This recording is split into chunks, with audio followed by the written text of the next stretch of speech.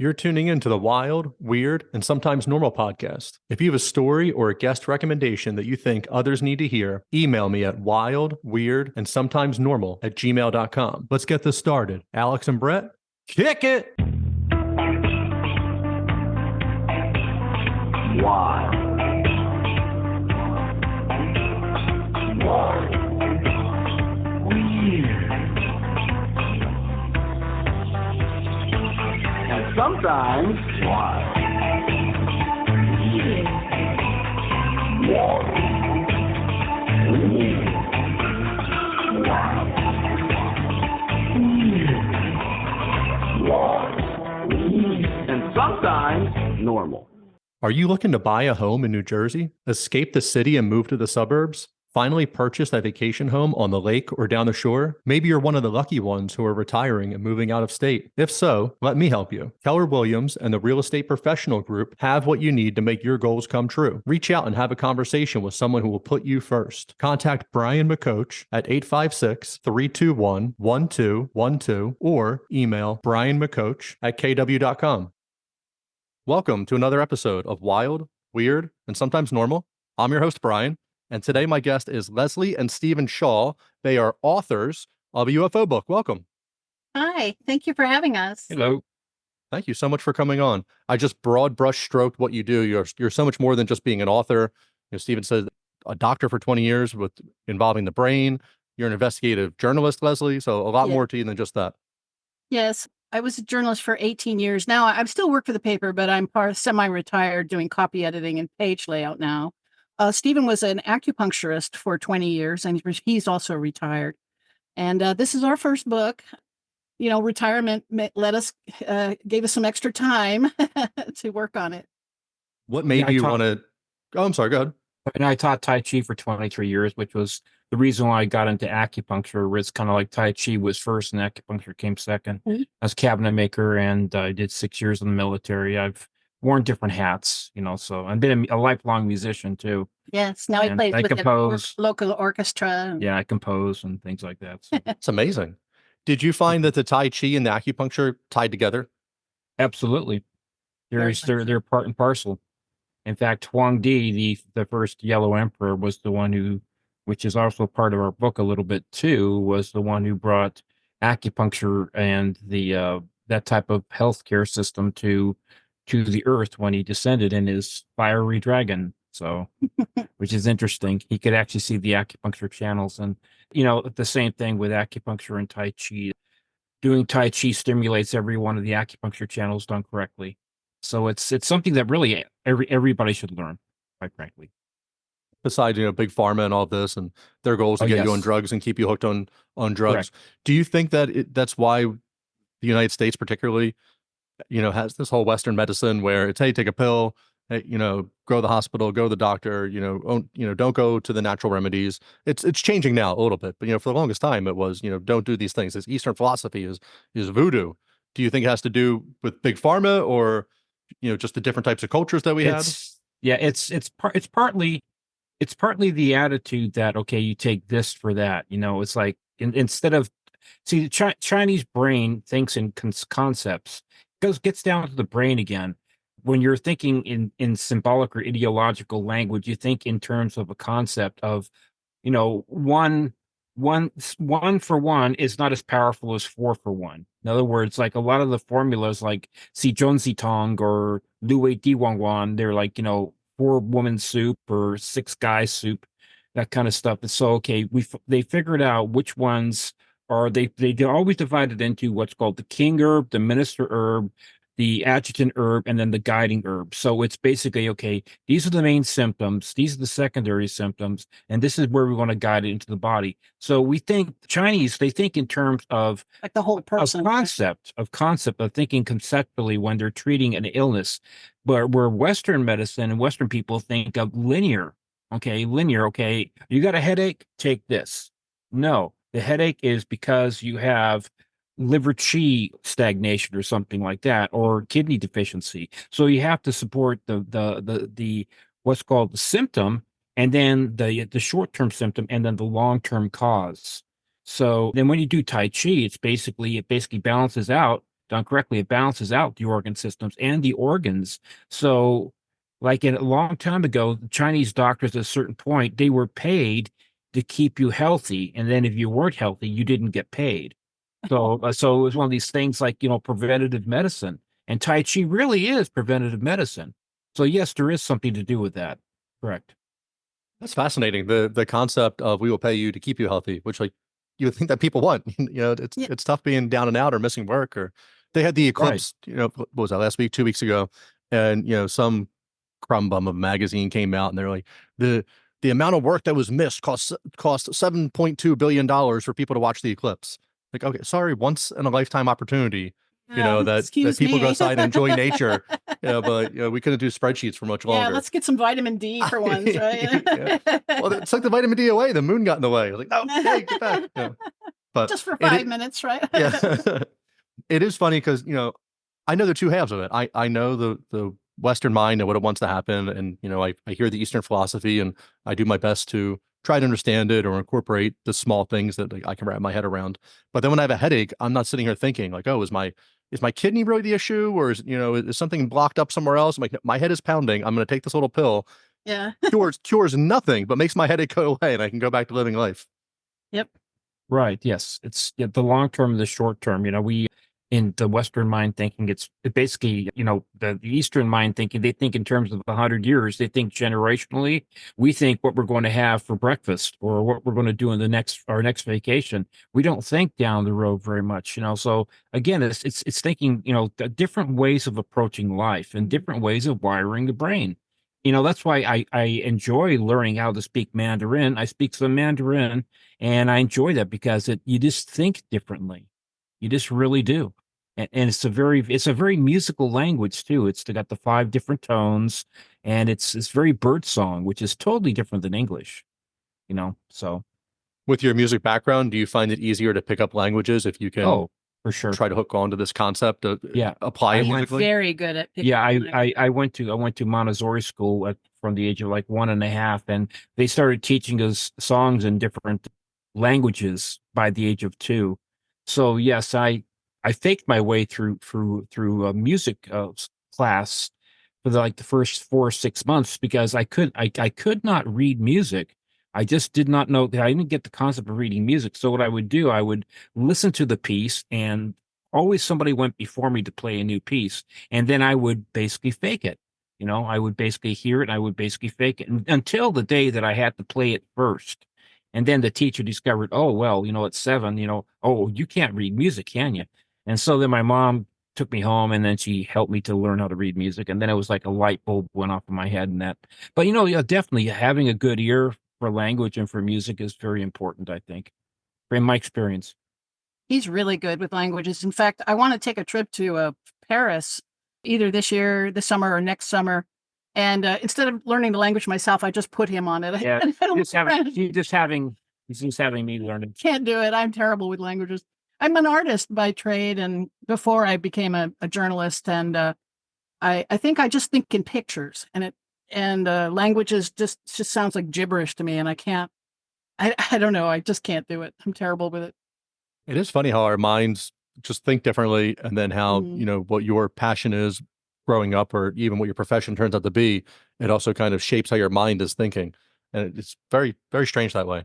I would say if you're going to go to Paris this summer, it is the Olympics there. So when you go, you might think, oh, I'm going to see all these French people. It's going to be so great. And next thing it's going to be like, a Mall of America where everybody from everyone's there. And you're like, no, why? Good point. I'm seeing my neighbor here. Yeah.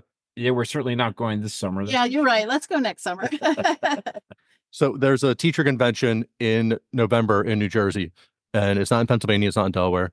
And it's the first, second week in November, and everybody goes to Florida. Like the kids are off from school, the teachers have their little thing, and a lot of families will just take a short little Disney break to go down there. So we went the one year, and as we're in Orlando, I'm hearing the street names from around me, like the major highways. Like, oh, I was taking 295 to work the other day, and like 295 New Jersey, and like everybody I was like, great, okay, I just traveled 3.5 hours by plane to see my neighbors. That's hilarious. Yeah. So Stephen and I were a good writing team, actually. I had to, I'm the typist and the writer in the family. So I did the mechanics of putting the sentences all together and stuff. But Stephen wrote his part of the book, his family's history. Stephen's family, they're more of the experiencers of the phenomenon too. They were abducted early, and he saw 3 UFOs before I got to see my first.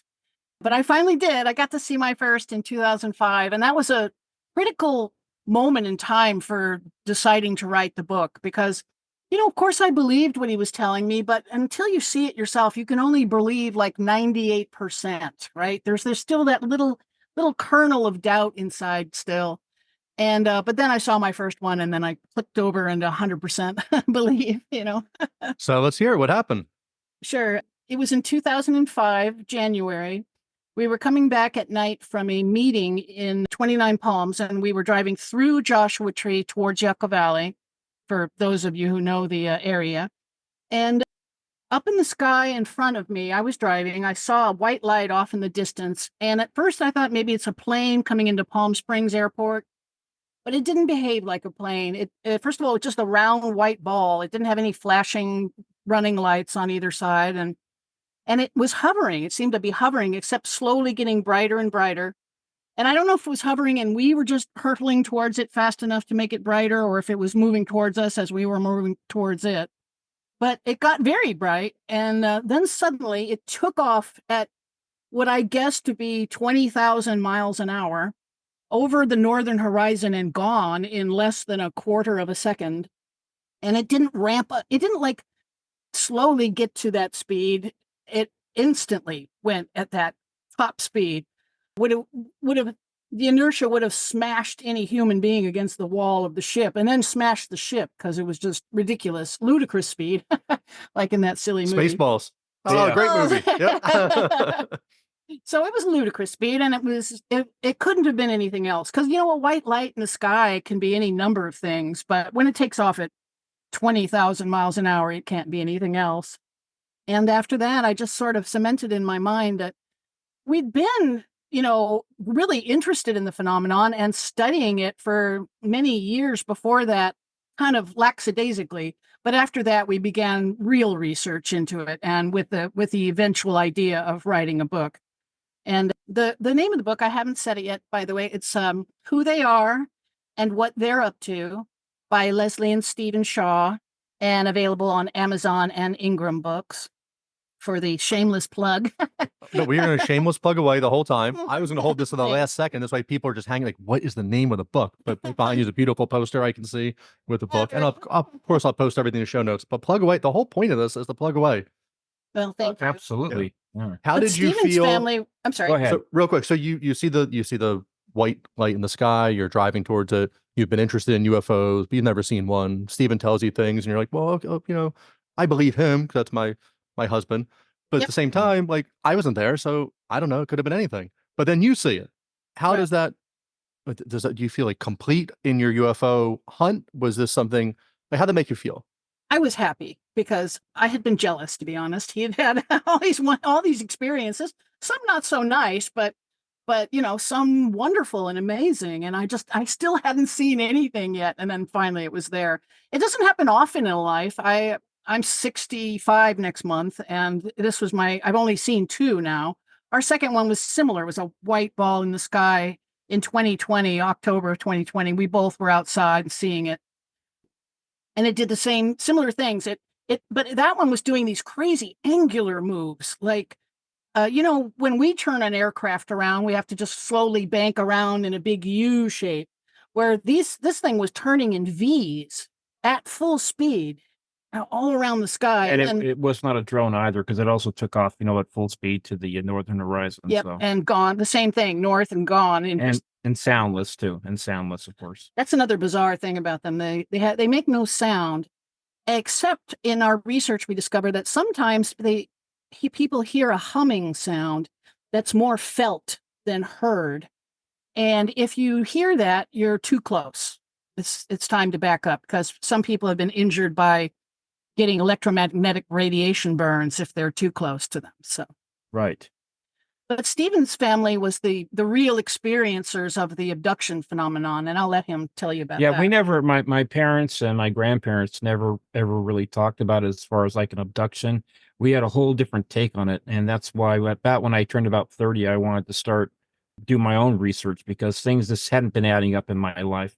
I was an acupuncturist at that point. I already got my state license and I was practicing and I had this very, very strange thing that happened to me that kind of was the catalyst for my wanting to start doing my research, even before I knew Leslie.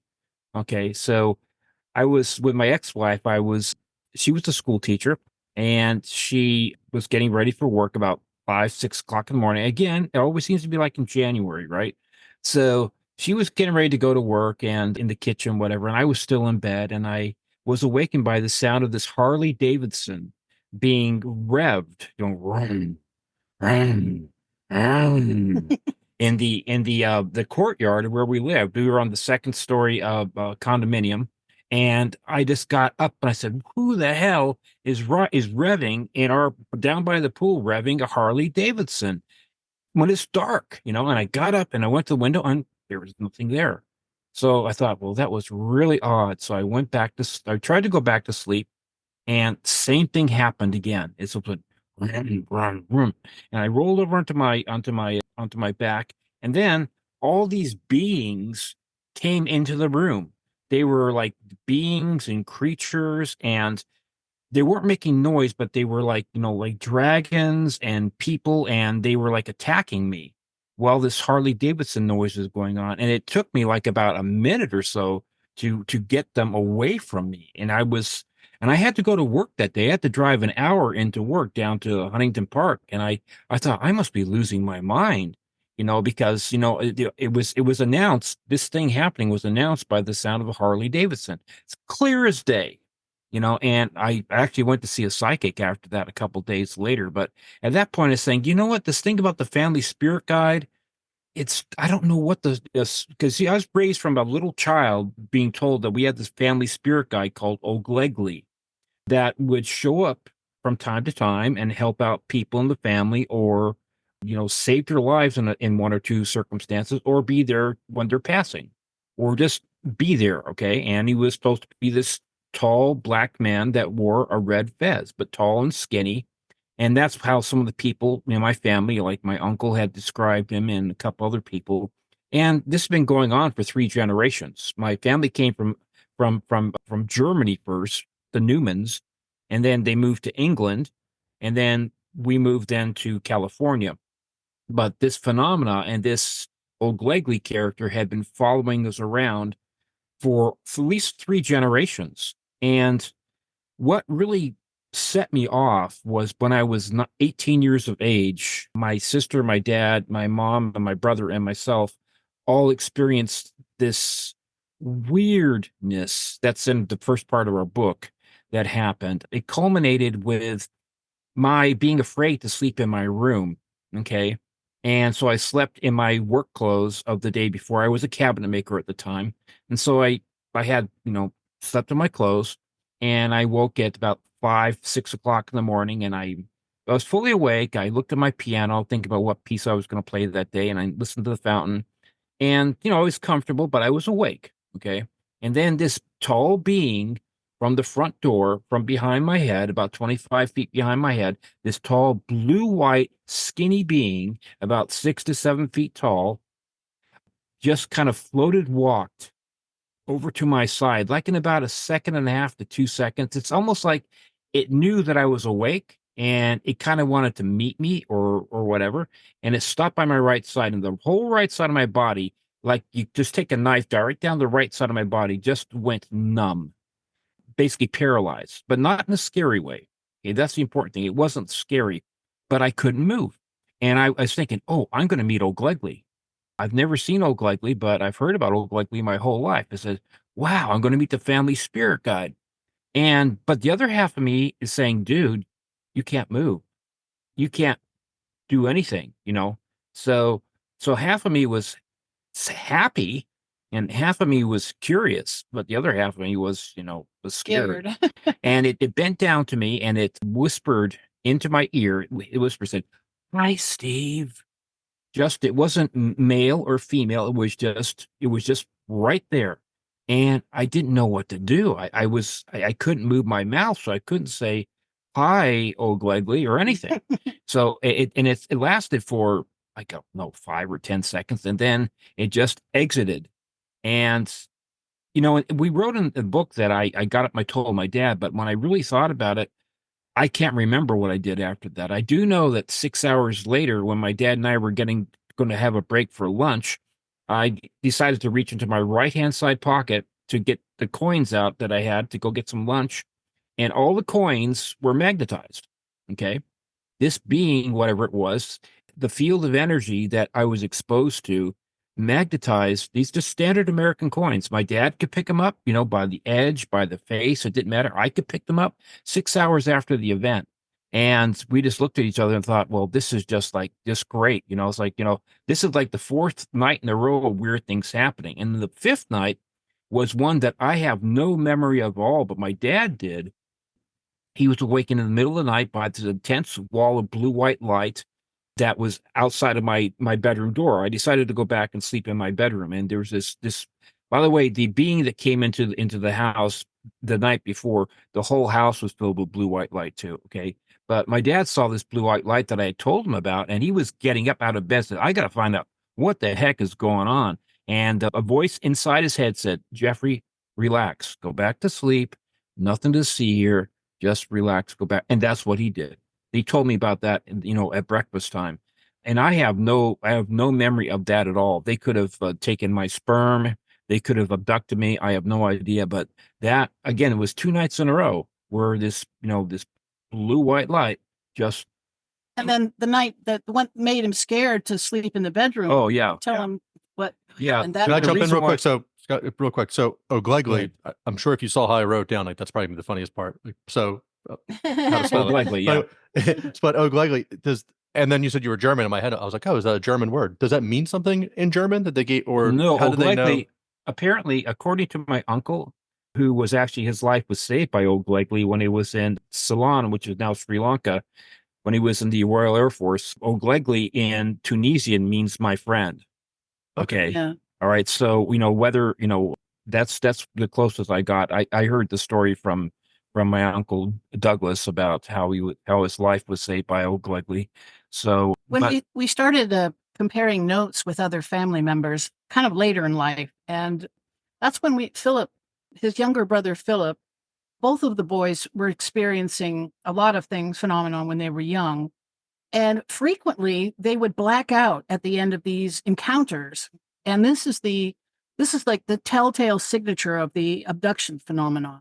Because a lot of times they're afraid when this happens. And you don't just drift off to sleep when you're terrified, right? Your heart is pounding, you're sweating, your eyes are wide open. And you're in adrenal mode. And you just fall asleep, so no, but they black out. And then Philip, these events frequently do come in clusters. Steve just told you about one cluster. And then for Philip, they happened in a cluster of 3 when he was 16 years old. He woke up one night and saw these white lights shining in his room. This was at a completely different house. Yeah, the different location. They were building a house in Central California. And his room had a drop off down to a creek. And then on the other side of the creek, it went up a hill, and it was all forest. So there was no lights in the distance, no cabins, no roads. But as he's staring at these lights, trying to figure out what they are or what he could do, suddenly he blacks out. And then the next night, he's laying in bed and he hears a scrabbling sound that he thinks is the cat. And so he reaches down to pet the cat, and instead a hand grabs his wrist, and he instantly blacked out. And then the third night, he woke to find a gray alien in his room staring at him. A tall gray. The taller gray, so about 6 foot, he said. Right. And then he blacked out. And Stephen has not been able to regress past into these blackout periods. The mental block is too strong. But it was when Philip saw the gray that we realized who we're dealing with. This is what we're dealing with. It's not a spirit guide. O'Glegley is a gray alien that we think has been abducting the family for many generations. And our research at first into the abduction phenomenon I thought, well, maybe they're taking the theory was that aliens are just curious and they're taking a cross section of us for samples and scientific curiosity. But our research showed that this wasn't the case. What was happening is that once they found a genetic strain that they liked, they would continue to take that person again and again and again and again through their lives. Every few months, it seemed like they would be taken again. And then they would start taking their children and start taking their grandchildren. So the phenomenon follows families through generations. Families, all bloodlines, yes. And they're not taking a cross-section of humanity so much as they concentrate on certain races more so. For instance, the Caucasian race seems to be the vast majority of abductees are Caucasian. Green-eyed people seem to be disproportionately taken, and green eyes are a mutation in the human being. It's not recessive trait. It's a recessive trait in us, yes. And they also Rh negative too seems to be disproportionately taken. Right. And people of Basque lineage, Basques have the highest proportion of Rh negative in their blood, in their line. And so we're not sure, are they after Basque people because they want Rh negative, or are they just more Rh negatives are showing up because they're after Basques? That's the target. And it seems like a lot of the people that I have interviewed that have abduction experiences are also very psychic. And Steve's family are very psychic. Bunch. Yeah, I wanted to get back to the night before that we're going to get to, as far as the reason why I slept in the living room instead of in my bedroom. I was awakened. This was the night before. I was awakened by this whizzing sound in the air. Just like that. And I thought, that I was hearing things, or it was a bug or something like that. And I just kind of looked down the hallway because there's a light on in the kitchen and couldn't see anything. So I went back to bed and was laying on my left side. And then the bed was pushed from the base of the bed, from the foot of the bed. It was like two gentle shoves. And being in Southern California, I thought, well, maybe it's like a mild earthquake, just trying to be logical about it, and just ignored it. And then it was shoved 2 times stronger. And then the third time was a pretty good shove. At this point, I'm thinking either somebody's playing a trick on me, or I just want to find out what the heck is going on. So I rolled over and I said, "What?" And I could tell there was something there, but I couldn't see it with my eyes. And then I just black out. Well, actually, what happened was, the third shove, and then I'm still trying to ignore it. And then I get tapped on the shoulder 3 times on my right shoulder. Tap, tap, tap. Just like somebody with their index fingers going, "Hey, wake up." Tap, tap, tap. And that's what really aggravated me. Then that's when I rolled over. And then I blacked out after I said, "What?" And again, he's excited, upset, aggravated, not sleepy. No, I mean, I at this point my heart rate was up, my blood pressure was up. I was definitely not sleepy, and so when I rolled over, I certainly was not going to go right back to sleep. But I just blacked out. So my sister at this point, she was living with us, and she didn't want to have anything to do with this stuff. My sister was 13, I was 18. She was just kind of like more like in the born again Christian type of stuff. She didn't want to have anything to do with the old ugly stuff. And my mother and my brother were living in the house we were building up in Sonora, California, because, he was going to school up there because he was 12, and he didn't want to get involved with the school busing thing that was going on. So we had that house we were building. So he went up there. And so when all this, they were to see this now, backtracking the night before the bed was shaking, my dad came into my room. I just given him a book to read, and he came into my room about 9:30 at night with this puzzled look on his face, and he said, "Stephen, I'm hearing things. I'm hearing a silver bell." I said, "Okay, Dad." All right, so I went in the living room, and sure enough, there was the sound of a silver bell being rung inside the 2x4 wall by the fireplace, and it was just like clear as day. Myself being a musician, and my dad also, and that's a silver bell. So we got my sister, and she reluctantly came into the living room. She said, "Where's that silver bell coming from?" And sure enough, she heard the same thing. Rung right inside the wall. So we banged on the wall, thinking, is that a squirrel? Why would a squirrel have a silver bell inside a 2x4 wall? We looked up the chimney flue, and it went on for about 10, 15 minutes.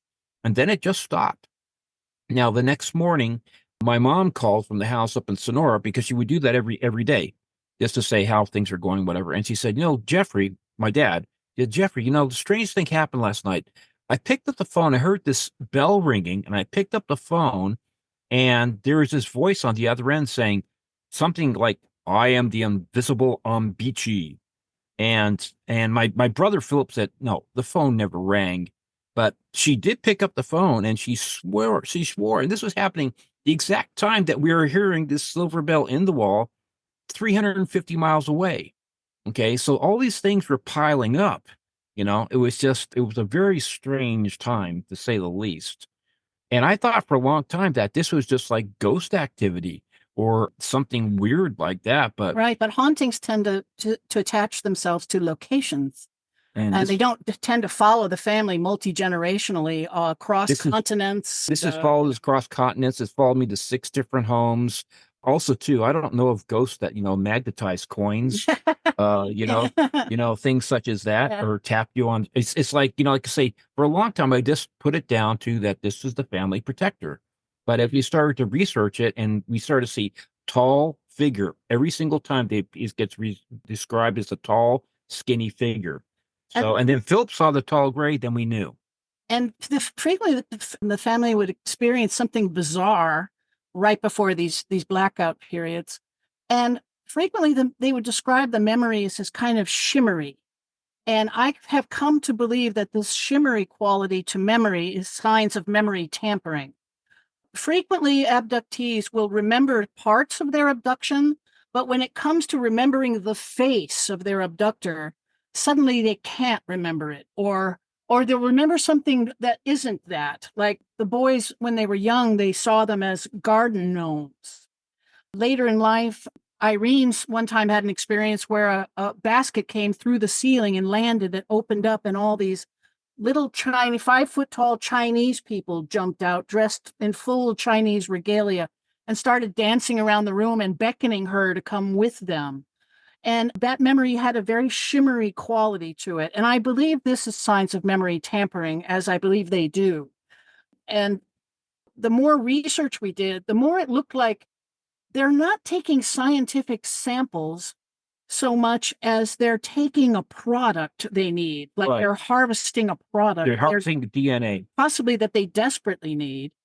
And why, I started thinking, well, why would space aliens from distant star systems be so needful of so much Caucasian DNA?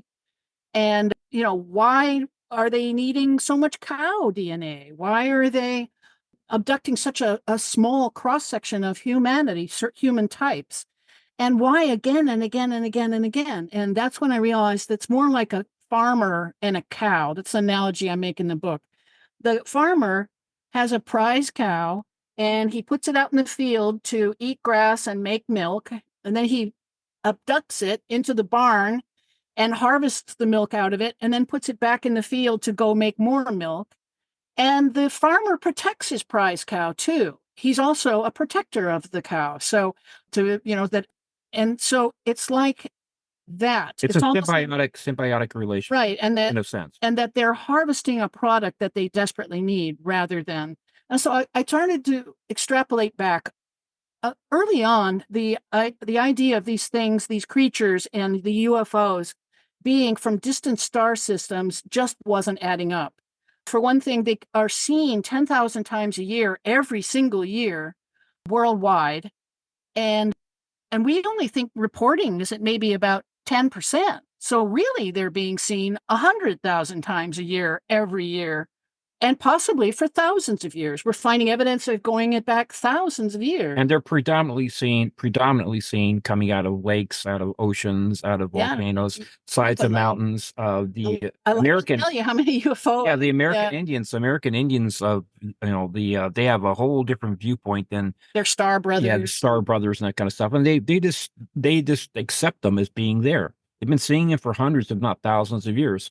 And then when I read this book that Stephen had on the Admiral Byrd, most people know about the lost diary, the diary of Admiral Byrd, the posthumously published diary, where he has a meeting with the Ariani, these human beings, tall, white, Caucasian, Nordic sounding or Germanic sounding human beings that were living under the ice sheet of Antarctica. And then I learned about the incident with the Operation High Jump. 1947 February. Yes, they're backing up a little. Hitler showed in the late 30s, Hitler showed this bizarre interest in Antarctica. He was sending enormous resources there, like he was building a base. And it was surmised that they had succeeded in building an under the ice sheet base. And after the war, Admiral Byrd was tasked with destroying this base. And that was the goal of Operation High Jump. So he took this armada down there. And while they're there, they are attacked by a squadron of flying saucers that came up out of the ocean and fired ray guns at the boats and sank one of the destroyers and downed half his aircraft and killed dozens of men. And I believe that this meeting happened in the same trip. Like he had just got his butt kicked and they were heading back, home 4 months early. It was a 6-month plan for the mission, but after 2 months, they turned tail and ran back, and now we know why.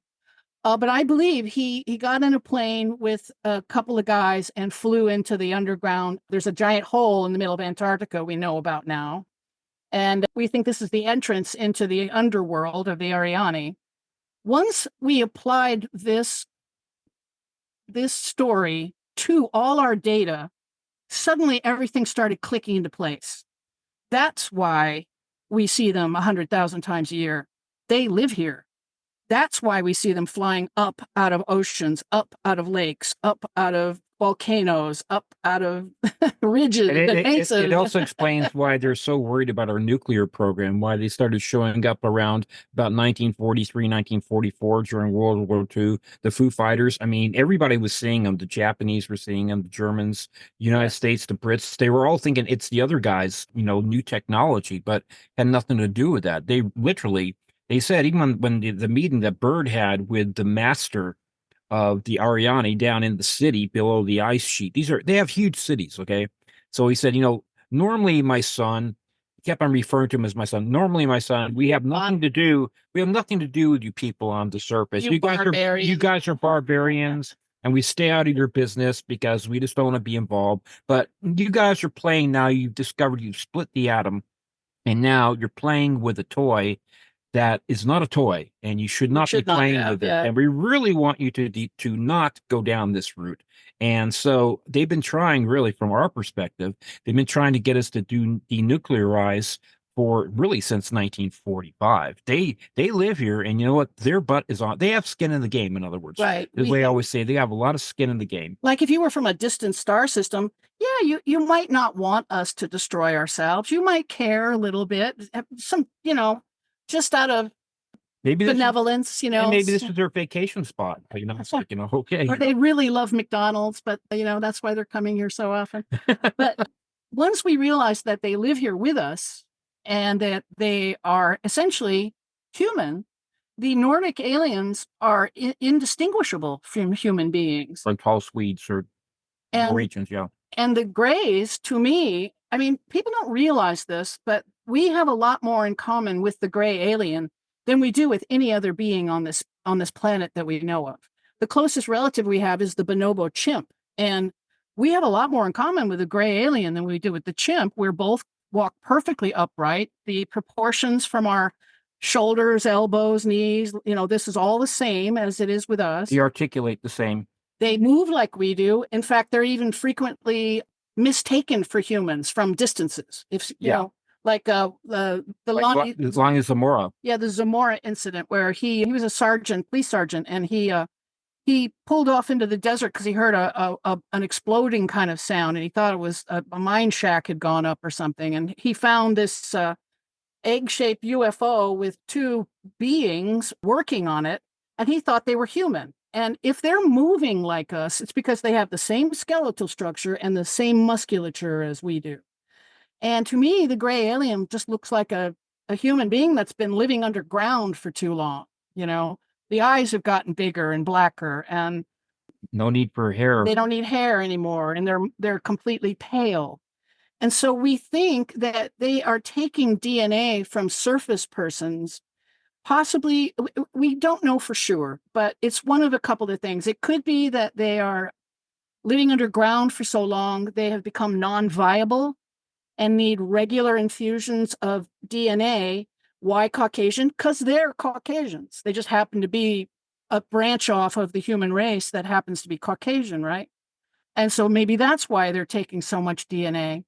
And then they're also, it could be part of their breeding program. They have, believe me, as I was reading about this, I thought, I can't believe I have to report this, but it looks like at about 10% of abductees are women who report being impregnated.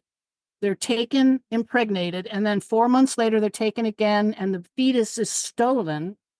And then frequently years later, they're taken again and introduced to their hybrid alien children whose eyes are too large and their chins are too pointy, and they have definitely hybrid characteristics between the two races. Star children, kind of, sort of. So one of the things we think is going on with the breeding program, in which they possibly need extra human DNA, is that I think they're trying to infiltrate our society or reintegrate from the inside out with their main goal, the thing they want. And that's what we say in the book. What do they want? They want us to denuclearize. That is why they continue to dog our military every single time we go out on maneuvers. Yeah, that came out at the congressional hearings this past summer. Yes. Yeah, Graves and Grush and Fravor, they all said the same thing, that every time we go out, whether it's East Coast or West Coast, whether it's Chinese or the British or the Russians, they all report the same thing, that these things are following them. Whether they be their version of drones or whether they be whatnot, they are watching us and following us, and they're concerned. But they've also showed us too, like with the Malmstrom incident in the mid 1960s in Montana, that they do have the ability to turn off our nukes. They do have the ability to do that. They've proven that anytime they want. Yeah. But we have no idea, quite frankly, how many of them there really are. There may be a lot fewer of them than there are of us. There's 8 billion of us on the surface. And I think that a lot of it is that, at this point, what we found too is that it's really us now that are wanting to keep the secret more than it is them. Because, you think about all the ridiculous stuff that's going on right now, and all the stuff with different religions, and also too with stock markets. All of a sudden we say, oh yeah, the real ones that are in charge of the earth have been living under our feet for the past 13,000 years, and now we just have to deal with it. It's like, I think they would rather have us like not blow up the earth, but there's no guarantee of that. So, anyway, I'm sorry. Oh, did you have a question? Yeah, I have 500 questions. I have a pages of stuff. All right, so that's good. So you mentioned the Native Americans, and in their culture, they're more open to it. So they talked about at one time that the ant people helped them out and brought them underground. Yes. This could be the Greys you're talking about. Want to pop that in there. Because of my ignorance, you were saying the Basque people earlier. Who are those people? The Basque race is a race of people that live in the Pyrenees Mountains between Spain and France. They're kind of an isolated population, and for whatever reason, they're targeted more frequently than most other races. And they're Caucasian. A history lesson in here, and we got aliens in here. I love it. Yeah, Steve, Umbichi. That was someone else. Yes. We have no idea something in another language. No, I have no idea. We never got a chance to figure that one. Yeah, I haven't figured that one out yet. My mom, she could have misheard it too, because it was, she did tell us the very next day when she, this voice, but it was a male voice. It was Beachy or Bucci or whatever, kombucha. I don't know, but it was just very, very strange, happening exactly the same time. I find that fascinating, just the distance that's covered, and you're having the same experience. Mm-hmm. So Antarctica, fascinating place. Even now, they bring dignitaries there. The Pope, Bono, John Kerry, all these people go there and go visit Antarctica. There's nothing there. There's one research station. Nobody goes there. Nobody drills, because that's the only place that we have world peace, and nobody does anything. Do you think they're going there and meeting with this one? So we're talking about Nazis, possibly building a base under there. Do you think this has anything to do with like a Nazi breakaway civilization? Did they make contact with them? Hitler was supposed to be huge into the occult. He was going all over the world and collecting artifacts and things like this. Do you think this is part of a breakaway from them, or maybe they integrated with them, or maybe they showed up and got destroyed? Well, during the mid to late 30s, Hitler was influenced by Himmler and a couple others, and got into what's called the Thule Society, which was very much into the occult and also into the Aryan, the theory that the Aryan race was superior. And so, either by hook or by crook, they either contacted or were contacted, and for some reason decided that, okay, we're going to go down to Antarctica because this is where the real paradise on Earth for Hitler would be. And we think they stumbled upon the Ariani in their searches up and down the coast with their U-boats. We think there's probably channels that go, canals that they were able to follow into the inner part of the continent. We also found too that, like Leslie's saying earlier, alluding to earlier, that for whatever reason, the psychic component or the more sensitive component seems to be one of the ways that they communicate with people. And so, some of the, like Himmler and, we got to go back to Alexander, Crowley, and there's, spiritualism was a big thing in England and Germany back in that time period. There was Dion Fortune, who was very popular in England in the 1920s, wrote the book Psychic Self-Defense. And you also look at things like, there's a great book out there about it's called 200 simultaneous inventions, where it's always the same thing. There'll be people that they'll be like daydreaming, or they'll be dreaming, or just whatever in an alpha state, like you do when you do Tai Chi. Like Tesla figured out how to make alternating current when he was just kind of like just meditating in a park, just kind of daydreaming. And he came up with the plan how to do AC. Another guy came up with it exact same time. For me, it's the Akashic records. It's like this horn that's being blown 24/7, but you have to be in the right frequency of your mind to be able to pick up on it. And even if you are in the right frequency, let's say 100 people get the idea of how to make alternating current, but a couple of them are Aborigines or people that have no clue of how to work with mechanical energy. Right. It's just like it's wasted. So 100 people can hear the information, but maybe only 2 have the knowledge to act upon it, say. Right. Or however many. Right. It's like, I make this analogy that, like when I was 23, I was sitting by a pool and I was just like thinking about stuff. And I thought, that condominium wouldn't exist unless somebody first had the idea, the thought to put it there. And I started backtracking and said, nothing that man has built on this earth was built. It had to be built because there was a plan and there was an idea, there was a thought. So then I started thinking, well, maybe thought is more primal than energy and matter. Maybe thought, like they talk in the Bible, is actually the more primary thing. But you still have to have the thought. You have to have the idea. Where do those thoughts and ideas come from?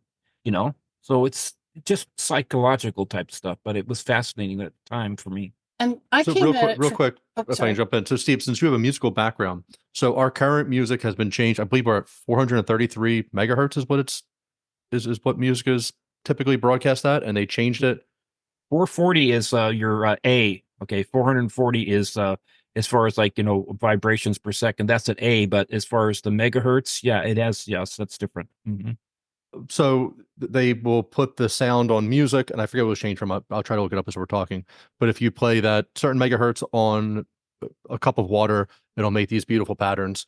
And then the ones that we hear now on the radio make the water choppy and like all scrambled and everything. So our brains are getting scrambled, and we're not working on the same. Do you think that this was intentionally done to? So just look at history. Yes. Like, we went from the pyramids to even just the assembly line to all these things. Like, but in the last 50 years, like culture's been stagnant for the most part. Like, the 90s was like the last thing like music was made, and now people just synthesize or do AI and do all these things. And we're getting a little better, I guess, technology wise, we're making jumps more like in the computer things, but creatively and communication too. But creatively, we're very stagnant. Do you think this was done intentionally, and that's why they changed the frequency of the music? Do you think there's anything? Yeah, it's a carrier wave. You look at it as like being a carrier wave to manipulate.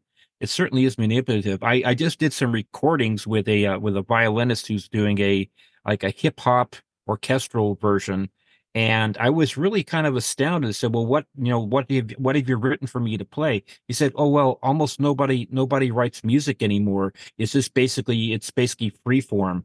Says, "This is kind of what I want you to do." And they kind of make albums basically by free forming it. The only guy who still writes for orchestras is John Williams. He's about the only guy that actually really writes. The other artists out there, they'll write for synthesizer, and they'll do everything basically, like they'll play the accordion or the oboe will all be synthetic. And it's definitely it's very manipulative. It really is. It changes the way, like, you and I right now, we're on about 40 brainwave cycles per second because we're in beta. Okay. Which is basically, you're not going to be able to get anything in from the outside because we're too fast for brainwaves. Tai Chi, you get down to about 11 cycles per second, alpha state. Okay. So you're definitely a lot more receptive. You can feel exactly what your body's doing. Then you get down to the theta. And then even deeper than that is delta, about 2 to 4. And that's really where you're getting into hearing different frequencies and vibrations. In fact, I think it is a crime for me that kids are put in front of a computer at the age of 2 and aren't taught the tactile thing about, reading a book, because you can never slow the brainwave cycles down.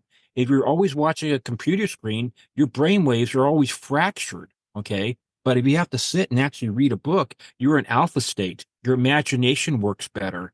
So we're functionally, by the age of 5, we are developmentally we are kind of set, personality and things such as that. So our wiring is really important.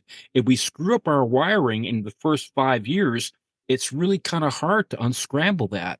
So I think that, teaching Tai Chi and definitely reading a book and staying off of the social media, for crying out loud, there are these things that are just really screwing up the consciousness and the vibrational conscious and the frequency of the human being. Both Stephen and I, when we were younger, we both studied ancient art history, but I minored in it in college. Yeah. And years ago, I read a book by a man named Fraser, who wrote a book in the 1700s that had 500 separate flood myths in it that he had tracked down worldwide. He'd gone over the world and found in the most ancient lore of 500 separate cultures, they had this flood myth, and they all frequently sounded much the same. And since the 1700s, since the time that book was written, another several hundred have been discovered. Now there's like 1,200 separate cultures, separate Noahs. Each one is a Noah story, but there's 1,200 of them from 12 different cultures. And when I was in college, I was racing sailboats, and I studied navigation and learned more about sailing. And in that course, I learned about the Coriolis effect that causes all our ocean currents to travel from east to west, because our planet is spinning out from under our water, so to speak, causing the currents to travel that direction. And I put it together that the Great Flood probably really did happen. And so the floodplains, the North American plains were covered in water at one point, and that the Coriolis effect would have forced that water west, and that maybe the Grand Canyon wasn't carved over millions of years, but possibly in 2 weeks from the flood waters draining out between the two mountain ranges that meet where the Sierras, where the Grand Canyon is, and that the Sierra Nevadas and the I said there's Sierra Nevadas. What's the one that goes into Mexico, or the other mountain range? Anyway, the other mountain range. So there's 2 mountain ranges that meet there, and I think that the waters going through there actually carved the Grand Canyon quickly. I don't put it in the book because it's one of my crazier theories, but that's when I started researching more about the possibility of a flood myth, the flood myth being real. And this is why we think the human race split is 13,000 years ago. The Younger Dryas comet struck the ice sheet at Lake Superior. And when I was first researching, I thought it was the Hiawatha asteroid impact. Yeah, we both thought that, because what scientists were saying that at the time. Yeah, at the time, scientists were agreeing with us that this was it. But it's actually 1,000 miles the other direction, on the other side of the Labrador Sea, that the correct aged comet hit. This would have caused enormous tsunamis, 1,000-foot high tsunamis worldwide. And it's the cause of the Clovis people's extinction, and the mammoth and the mastodon and the dire wolf and the saber-toothed cat. All our big animals of the plains were all wiped out at the same time. And the buffalo didn't all die out because Yellowstone would have been a sanctuary for them. But then they repopulated the plains, having no other competition for the grass. So we think that this is when the human race became split. They had plenty of warning. We know that from all of the flood myths, almost to every single one of them. Everyone, they had just about everyone. Pre-knowledge. They were warned in advance by God. God said, build an ark or go to high ground or dig a city underground because a huge flood is coming. It's going to kill everything and wipe everybody out. So they had plenty of warning, which means that whatever society was around on this planet, they were able to communicate worldwide. They had advanced astronomy. And I think they had space flight. I think we were a spacefaring race. When this comet hit, and the human race is divided into two: the people that escaped the cataclysm and kept all of their technology intact and all their knowledge, and then all us poor schmoes that were left on the surface, and we almost all died out. Yeah, in fact, at that time, also too, with advances in DNA and genetic mapping and all that about 13,000 years ago, the human population was reduced to about 10,000 individuals. It's like a bottleneck. They call that genetic bottleneck. Mm-hmm. So the 8 billion of us now have regenerated, have basically, or come from the 10,000. Regenerated from that population. So it's basically we're not as genetically diverse as we probably were pre-flood. Pre-flood, yes. Probably being psychic probably was probably a fairly normal thing. And I think of it as kind of like the Deep Impact scenario, the movie, right? They have the same problem. They see this killer asteroid coming that's going to kill us all. And they send this team of hero astronauts to blow it up. But plan B is to dig these arcs underground to protect themselves and to protect the race from extinction. And we think that is precisely what happened. We think they dug in deep underground, these underground cities. They would have had geothermal down there, so they would have electricity, which means if you have electricity, you can grow food. So they can grow food. They probably took herds of cattle down with them, domestic animals, and other domestic animals. And I think that's what the cattle mutilation thing is all about. Because it's not just cattle; it's horses and sheep, goats. Mostly, it's the animals of man. Although there are exceptions, they've done wild animals sometimes too. But mostly, it's the animals of man. And we think that they may have the same problem, that they have become non-viable over time. And they need regular infusions of DNA from surface animals. And once we started looking at it like this, then it starts to make even more sense. That's why they need us. That's why they are patient with us. They still need us because they need our surface DNA. And that's why they're taking mostly Caucasians. That's why they're doing this to our cattle and sheep. What we also found too, really, because I see we're already in over an hour, but we also found too what I thought was fascinating, that the whole mythos of the vampire and the incubus and the succubus that had been going on for a long time, maybe thousands of years. It's very much like modern day abduction. They come in the night. They're very powerful. They hypnotize you or paralyze you. They take your genetic material, sometimes again and again, and they can also change their form. They can appear how they want to appear.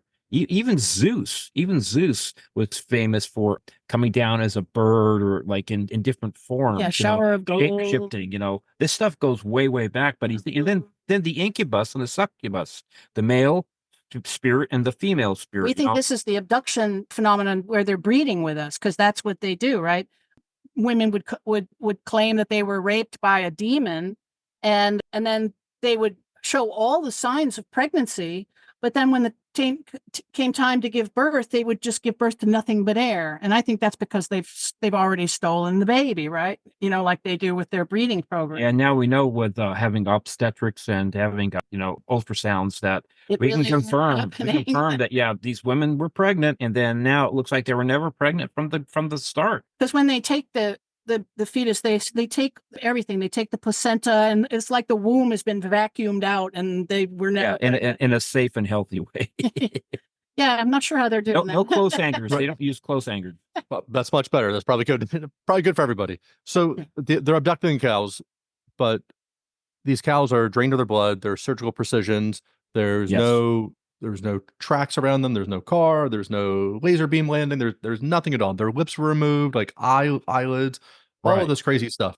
Yeah. And so I hear you. I'm not like pushing back on you and your theory, but wouldn't it be easier if they just took the cow, if they had problems with the cow reproducing underground? Yes, like if they just took these sheep? They certainly are capable of it. But what I think they're doing is they're sending a machine that harvests the stuff, because like you say, there's no footprints. There's never any footprints. And they only take the sky facing eye. If they were, so that means the cow is dead. It's laying down. One of the eyes is on the ground and the other eye is up. And that's the one they take. They don't bother taking the other eye. So if they were actually abducting the cow into the ship, say, and doing the surgery to them, they would take both eyes, you know. Or just take the cow. Just take the whole cow and take them downstairs. You're like, hey, we don't know actually how many actual cows they actually do take. That's true. A figure. That's a figure that I don't have any answer for that. But yeah, the farmer can say, yeah, Bessie's been missing and I can't find any sign of her. But if this is happening, if it were me, I would certainly take some live ones too. Obviously. Right. So we talked about, you think that the aliens are sticking to bloodlines. That, you know, Stephen's family's had this for 3 generations. They're following them. They go for children, grandchildren, and things like this. And they like your DNA. You have good DNA. So, and this kind of goes into it too. Do you think 23andMe? Do you think there's an ulterior motive to 23andMe to try to find these bloodlines, that the government's trying to look into this? Hadn't thought of that. You know, and maybe find out that if we're, you know, so if the Greys are walking among us, or the Nordics, whoever it might be, and they can blend in, you know, I don't think there's any hard evidence, but there's people like, oh, I see somebody and they just look strange. They kind of look humanish, but like their eyes are a little off. Their height's a little, like all these little things are kind of off. And there's been, you know, stories that they're part of the hybrid program and they're trying to walk among us in New York City or whatever. Yeah. And the government doesn't know who they are, right? So if we collect everybody's DNA, next thing, you know, Steve did and found out that he's, you know, part German, part English, and, you know, maybe it goes back to some type of special bloodline. That makes sense that they can find them. I think that is. By the way, it's a little known fact, but there's we know about like the A, B, O, and AB, right? A, B, and O, the different, you know, the 4 different blood types. But there's actually a 5th blood type too. They call it the golden. It's really kind of not. It's related, but it's very odd. It doesn't have the same markers. But there's actually more than 4 blood types on the Earth, right? And that may have something to do with it too. Do you have this golden one? I have no. I'm A positive and Leslie's A negative. Yeah. So that's what they told you. You could be this one. They just didn't tell you that. But then I wanted to tell him about the hair of the alien. Oh yeah, sure. You can get that in. One hard little piece of evidence that backs up our theory with genetic information was this one abduction victim. He was actually a man living in Australia, and he awoke in his bedroom to a woman straddling him, having sex with him, and she was kind of a hybrid alien-looking one. She had the big eyes and white hair, and a pointy chin and pointy cheekbones. And there was another woman in the bed with him too that looked more oriental to him. Lucky guy, I always say. And while he was paralyzed, both women had sex with him. And then the next morning, he awakens to find this white hair in his bed. And looks at it. When they look at it closely, it's clear. It's not white. It's actually clear, like fishing line. Yeah, so he took it to have it analyzed, and right? That is not a human type. But when it was genetically analyzed, it came back as human, but bizarre human. It was Basque, Gaelic, and a Chinese strain that's only about 1% of their population. A subset of their population. So we are talking about humans here, except we're talking about mutated humans here. And I think that they were fairly advanced before the comet hit. For instance, we know for a fact that Homo sapiens sapien has been alive for at least 120,000 years. Some people believe a lot older, but at least 120,000 years. But mainstream archaeology would have us believe that we sat around for 107,000 years making almost no advancements at all, when suddenly 13,000 years ago, we decided to start getting smart and getting some gumption and invent, the house. That would be a nice invention, right? And and this just doesn't make any sense, of course, because the human race is not likely to sit idly for 107,000 years. We're impatient. We're impatient. We're a creative people. I mean, good, bad, or whatever you think about us. We're an ambitious, creative, busy little bunch, and we like to advance. What makes sense to me is that we advanced over that 107,000 years to more advanced than we are now. And we are the ones that built the structures on Mars. We're the ones that built the structures on the moon. We're the ones that built the structure on Phobos. And then we were laid low by this catastrophe. But these other beings, some of them escaped into space to these other bases in our solar system and underground to escape the cataclysm. And so I think that they have no qualms about using genetic modification. And I think this because it looks like all of the animals of man show signs of genetic tampering. I think that's why there are 300 kind of dog and 300 kind of goat and 200 kind of horse, and there's 3 lions and 2 elephants. And this doesn't happen in nature, but the animals of man are more genetically malleable, and we can breed them so much easier into other forms. That's the difference. You make them easy, like a Lego set. We're starting to play around with the 4 different base pairs of the human genome. Because it's easy, really. Once we figured out the code, it was pretty easy. So the same kind of thing. They play around with genetics like we're playing around with CRISPR right now, but we're just like in the infancy state. We're working with certain types of blindness that we can almost cure, and talk about bringing back the woolly mammoth and the dodo bird. They've cured sickle cell. Yeah, they're working on sickle cell anemia. So, but you give human beings even a couple thousand years of a head start with a similar technology. It would be simple if in fact, the Greys may even be a hybrid being themselves. Human beings we know make terrible slaves. We are terrible slaves. So if you have the ability to make a slave race that was telepathic, that could do your bidding without revolting, then if you had that ability, why not do it? I mean, we would do it right now if we could. I theorized that the Nordics are probably the ones kind of in charge. The Nordics are the ones that met with Admiral Byrd. The Nordics are the ones that met with President Eisenhower. And we think that possibly the Greys were a race of man that was underground this whole time, that they eventually discovered and have utilized as kind of worker drones. Yeah. And they've bred them to be more slave-like, more.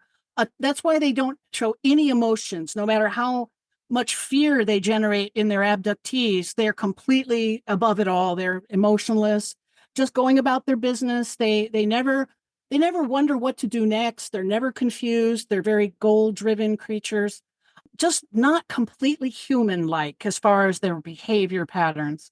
And I think that's what is up with all these different kinds of aliens that people are seeing. I think that when they need reptilians, they breed reptilians. When they need insectoids, they breed insectoids. When they need Bigfoots, they breed Bigfoots.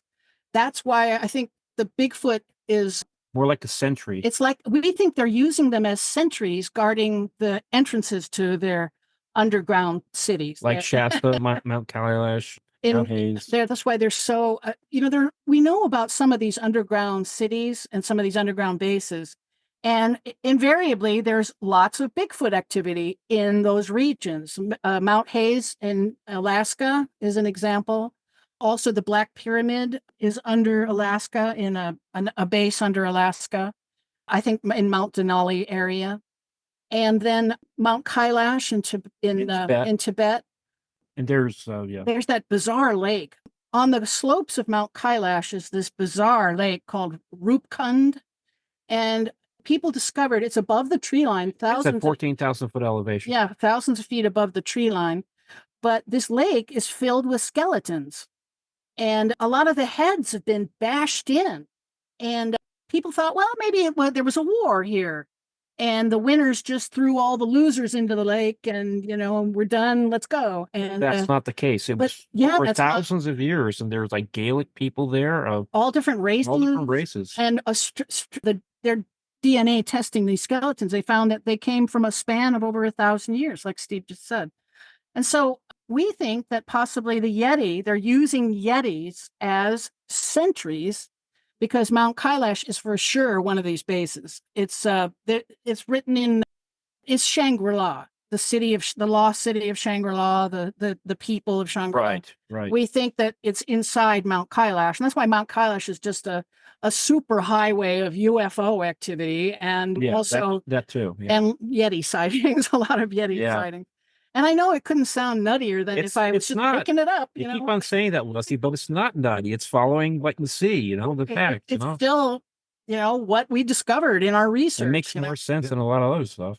I'm going to chime in real quick. So we talked about the Younger Dryas period. Do you know Graham Hancock and Randall Carlson? I've read his books. Yeah. So Graham Hancock's big on a comet or a meteor hitting the ice patch in North America. And Randall Carlson was talking about your idea that you should look him up, and he's been on Rogan a couple times. Like the first time is probably the best because he does this long presentation. Randall Carlson, Randall Carlson, yeah, and he is a geologist, or he has geology background, all these things. And somewhere in Minnesota, he grew up there, and he's like, you can just see the levels of sediment. I guess you can see how fast it was washed away or something. So his thing is like Niagara Falls was probably created in minutes to weeks. The Grand Canyon was created in minutes to weeks, and you're talking about hundreds of thousands of gallons, per second flowing through. So very fascinating. I wanted to say one thing really quick. I read a book a long time ago called The Man Who Walked Through Time. This guy, he walked from the base of the Grand Canyon all the way to the far end of it, right? He did it, and he was studying the geology. And I remember so vividly, he was describing the different layers, how clean they were, and so you know what? Nature doesn't work in that, because I'm an amateur geologist, right? So nature doesn't work in the way like, it just gradually got carved away. These layers were already set. It got carved away in a short period of time. It didn't get carved away over millions of years, because that's not how it works with the compression and the weight. It has to work so it was carved away quickly. That's why they're so bright colored too, right? Because they were underground forever and then exposed only 13,000 years ago, we think. Yeah, exactly. So we talked about Mars real quick. Do you know Dr. John Brandenburg? Have you ever heard about him or his book? He worked for NASA. So he worked for NASA, and so we have the air samples before we started nuclear testing, and we started after. So they sent the Mars probe in the 70s up there, and it came back. Is this the guy that said he found life, but it didn't meet the criteria quite or something? So he's aware of that, but the face on Mars and all these buildings, Cydonia there. But so they have, I forget what's in the atmosphere after you test a nuclear weapon, but that was coming back from Mars. Yes, and then if you looked at, Mars was nuked at 2 different spots at the poles to wipe out the entire civilization. So he has this whole book. He was a doctor. He still does tours now. He was just in the Philadelphia area for some UFO con. But yes, there are 2 locations on Mars that have radiation signatures way up in the xenon. Xenon, yeah, So it's showing that they're weapons grade radiation rather than normal radiation, Yeah. And so one of them is close to the site at Cydonia. Right. And it wasn't just a war happened, like, hey, we nuked Japan. It was that they put it at the most area to wipe off the atmosphere for where it was right there to destroy the planet. So it wasn't, we're mad at you. It's like, no, we're destroying your planet. So we talked about possibly at the Younger Dryas period that some people went into space. Do you think there's a secret space program right now that the U.S. is involved in? Well, they're definitely in league with these beings. And certainly NASA is just as, they lie just as much as our government does about it. So Never a straight answer. yes, No, That's it. Yeah. So after 80 years of them lying to us, yes, I presume that they have a secret space program in conjunction with these beings. There is a lot of like crazy stuff going around. Like say we really try, Leslie and I, we try and stay out of rabbit holes, but there's a lot of rabbit holey stuff out there. As an example, there's this one that's going around right now that's human beings, especially Americans. We've been hitching rides on 4 different alien spacecraft that the tall whites and the Nordics control. And we've been going to so far to 26 different solar systems. And 2 of these spaceships that we've been hitching rides on, 2 of them just happen to be named after 2 of the original members of Majestic 12 that was set up by Harry Truman back in the late 40s. Okay, so supposedly these space aliens from distant star systems are naming their spaceships after 2 generals of ours from the 40s. We are so inspirational that they picked up our radio messages that we sent out, and they're like, "Hey, let's just do this." So. Yeah, I mean, there's like Planet Pyceon 8, yes. Pyceon 6, and Rigel 5, and all these different things. Like, one is controlled by the reptiloids, another by the insectoids, one by the tall whites. It's so much like what we want. We call it what we want to hear aboutisms. Yeah, what like, we want to hear. we want to believe Star Trek to we want to believe that we want to believe that Captain Picard is real. That we're, woo, woo, woo. But so I'm not going to say you're going down these rabbit holes real quick. Sorry. We're not. So some of the things that you're talking about, no, I know you don't, but I do. So that's fine because I'm not the author here to do this. But some of the things that you're describing have hollow earth aspects to it, have the possibility of, I mean, if there's any type of rational flat earth people that they don't talk about, it's just a dinner plate and all these things or whatever it is. But that Antarctica, that we just happen to be a puddle within a frozen ice wall, and there are other puddles, and we just don't know even, because hey, NASA, can you turn your camera around with your iPhone and just take a picture of the Earth real quick while you're up there, just one time without it being composite? But that some of this does make a little sense that there was a breakaway, or if the Nordics are living there, because and also last week I just saw, it was on MSN, that they found an ocean under the Earth that is larger than all of the waters on top of the Earth. They just found one under. Yeah, so that was just out again. That's been around for a while, actually. Yeah, someone just confirmed that. So they just confirmed someone else has confirmed. Because before I heard they were picking up waves in the middle of the Earth of ocean waves, which now means that there's. Now we know why, yeah. Right, but if there's waves, so waves are crashing on rocks or a beach, so now there's a landing for something. So what could grow and develop in there? I find that stuff fascinating. And by the way, sorry. But the hollow earth thing. That's what I was going to say. Yeah, there's like this. We don't subscribe to the thing that the whole earth is hollow. There's a sun in the middle and people are living upside down on the crust. That's a bit, we think that's what we would describe as a rabbit hole thing. Sorry to interrupt. Right. You. Yeah, that's I didn't want to put that for you, but it's just interesting. Even if it's just a subsurface terrain that just happens to be caves going down. There's a cave, I believe in Japan, that there's just this little opening, and then inside it's white, and there are trees, and there's all this it's just insane that life finds a way. There was I think Jurassic Park was Dr.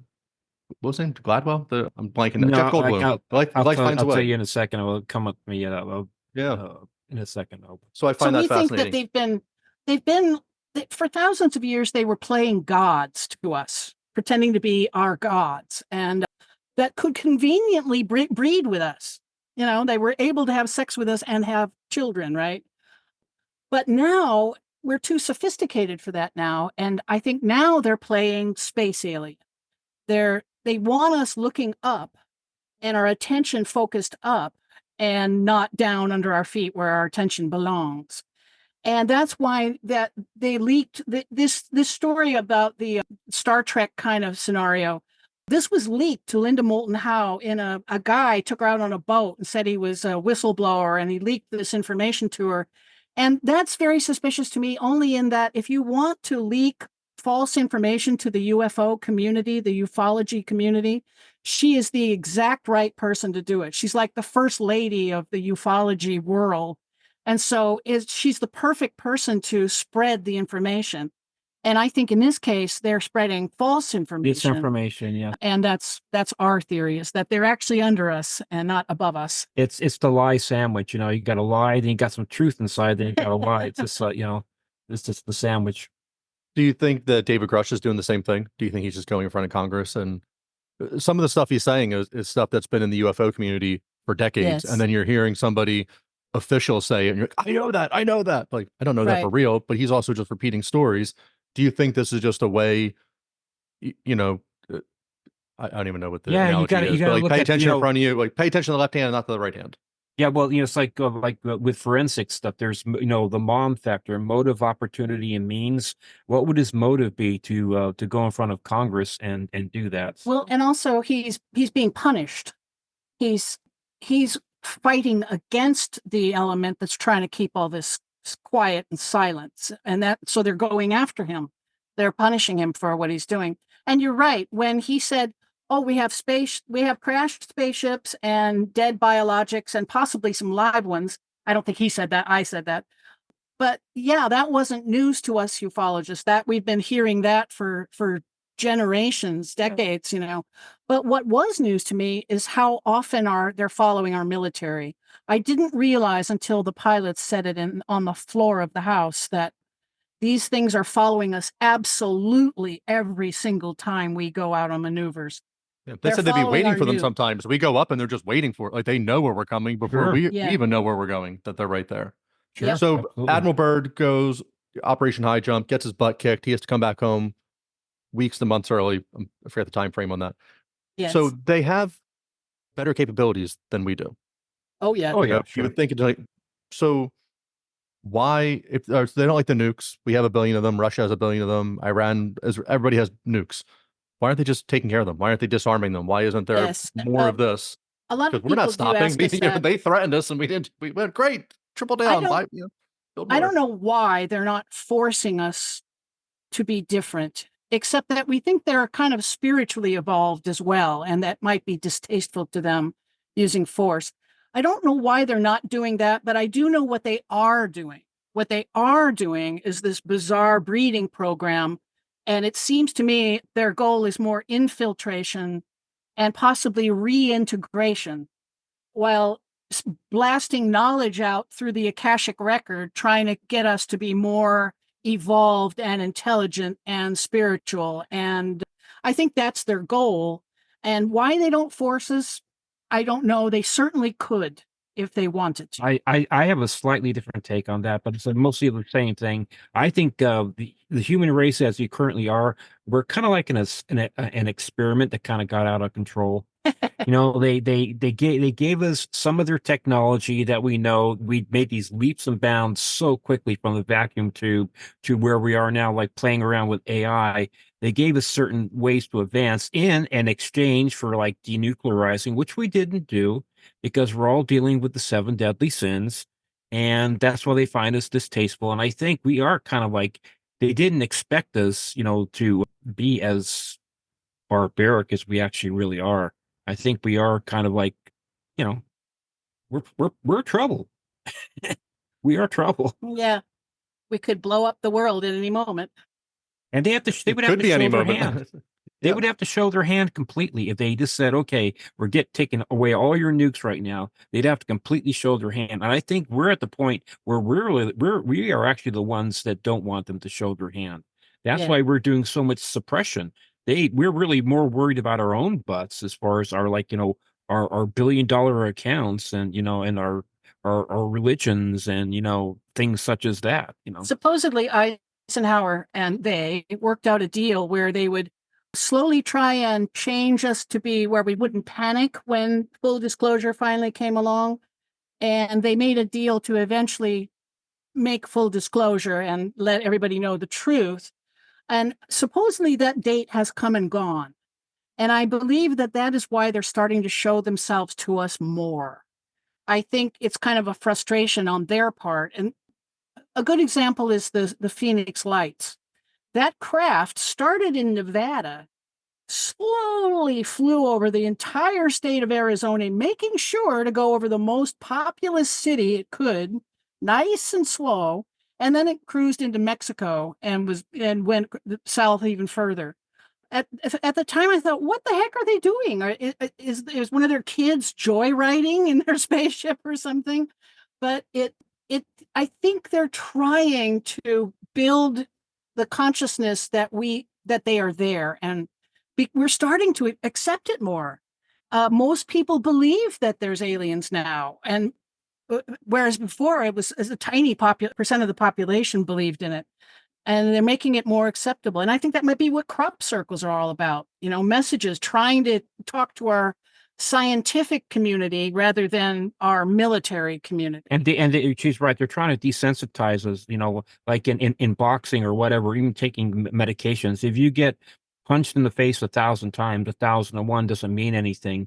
So if you grow up being exposed to seeing people dressed in Furbies or seeing a bunch of aliens, whatever, on TV, whatever, 1938 was a whole different thing. We barely had didn't even have television really, and they did the War of the Worlds, right? And people just absolutely freaked out. It caused a mass now panic, today that would be like complete this. Nobody would really care that much. Yeah, we wouldn't bat an eye at a story like that on the radio. So yeah, we're being desensitized. We grew up like watching Star Trek, and we got to see the Klingons, the Vulcans. Yeah, we're in soft disclosure. I do too. We're in soft disclosure right now. That's what I like to call it. But in 2017, they did the New York Times article, and I truly thought, I was like, hey, all you people, you're gonna be crazy like me now. Like, we're all going to know the same thing. Yay. And nobody cared. But nobody cared. Like, it just moved on. And like, maybe we got like 1 or 2%. But then, you see these hearings that come out, and then you would think like, this is great. You're on the House floor. Or you're the House floor. And still people are like that, but they're so used to it. That's what Steve, yeah, what are you guys talking about? I saw Star Wars. I know these things exist. Like, what do you people care about? But hey, in the 80s and 90s and early 2000s, it was a thing. And you'd find your little secret handshake buddy and you can talk about UFOs. But yeah, it's the analogy of getting hit in the face 1,000 times. 1,001 doesn't mean anything. It's like desensitized. Desensitized. When they did release that article in 2017, Luis Elizondo and his 3 videos, right? I expected the Department of Defense and the government to do everything like they've been doing for 80 years. And they, it's swamp gas. It's mass hysteria. It's it's identified aircraft. It's a weather balloon. Yeah. Just lie. But then, to my astonishment, they released a statement saying these things are real. It's a real phenomenon. But we don't know what it is. Of course, that's another lie, right? In the lie sandwich, where they said, because we know they know what they are. They have ships, they have bodies, But and then they released the 3 videos, the full length of them. And now they're all over the internet, and people can see the evidence right there. These are our top of the line cameras and recording and radar machines that they took these data with. But we know that they're continuing back with the non-disclosure. At first, I thought, this is it. This is the new age of disclosure and transparency, and it's going to be great. But no, they're gone right back to lying to us. In fact, the Pentagon just released, I think it was 6 weeks ago. There are all the hearings that came out recently, and they said we found no evidence that there are anything such as extraterrestrials, which we find interesting because, again, it's a lie sandwich. Okay, they're not extraterrestrials. We call them intraterrestrials. That's our word for it. We call them intraterrestrials. They're actually here. They're not coming from out there. They're actually here. So they're actually not telling a lie.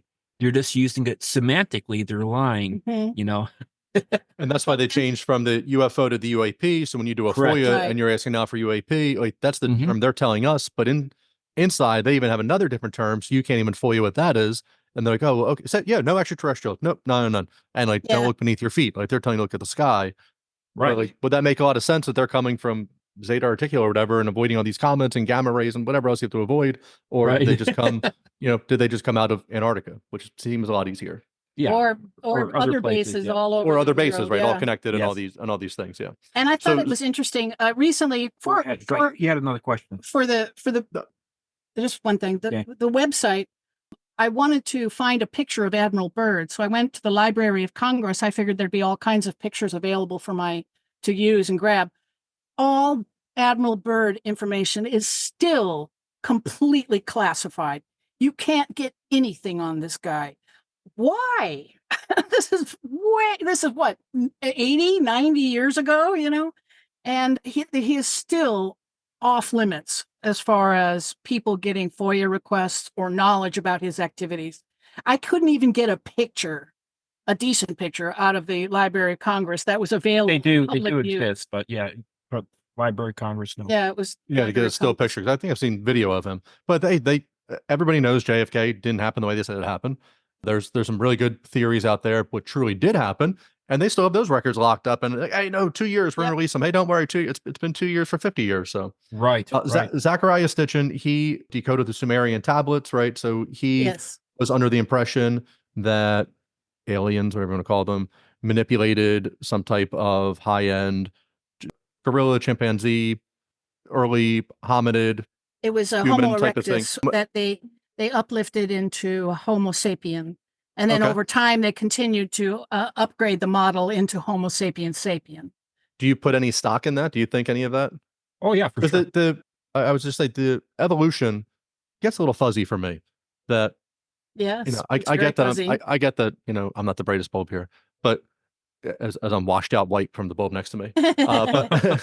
But at the same time, like, if evolution was constantly happening, wouldn't there be like a half monkey, half human? Like, just over the years, like, it would always still be catching up. Like, we would still. Unfortunately, no. Well, to be fair to the theorists out there, the fossil record, I believe we have 2% of all living matter, living creatures. We only have 2% in fossil form. Most environments are not conducive to creating fossils. Jungles, for instance, won't create fossils. Fossils only occur in certain conditions. For instance, volcanic ash will land on stuff, and that's how we get fossils in some cases, right? Is that will create it. But there could just be, we still don't have these missing links. But the Sumerians, the ancient Sumerians and these ancient tablets, they claim that this is what they did. They claim to be gods that came from another planet. Whether that's true, whether they really came from another planet, or it's these underground people playing God with their entire mythos about it.